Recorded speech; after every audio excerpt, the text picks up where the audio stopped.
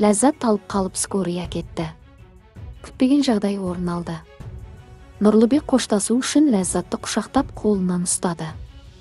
Осы кезде Ләззат ханым есінен танып талып қалды. Барлық қатысушылар үнсіз қалды.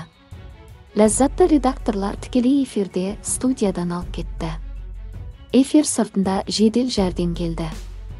Ал Ләззат ханымға медициналық көмек көрсетті. Осы оқиғадан кейін желі қолданушылары Ләззаттың жүкті екенін жарыса жазды. Желі қолданушылары Ләззат жүкті сияқты жігіттің артынан жылап жүргені бекер емес деді. Тітес есімді желі қолданушысы микрофонды жайлап қоя салды жерге. Өтірік екені көрініп қалды. Дардай әйел ұялсаңшы. Қыз күйеу, құда бар дегендей. Ой алдынан арыстан шықса да жұбататын адам ғой, Ләззат күшті спектакль қойып берді, деп жазды желі қолданушылары және көрермендер. Естеріңізге сала кетейік. Бүгінгі эфир күтпеген оқиғаларға толы болды.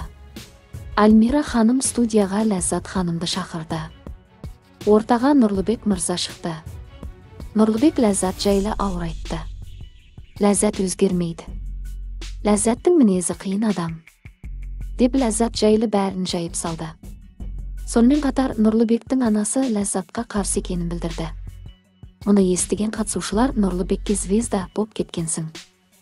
Ересек адам емессің ба? Анаңды неге қосасың деді.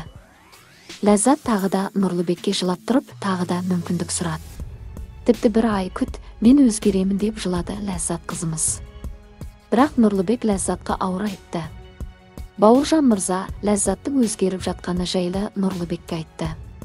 Бірақ Альмира екеуін күшпен қоспайық, өздері білет деді.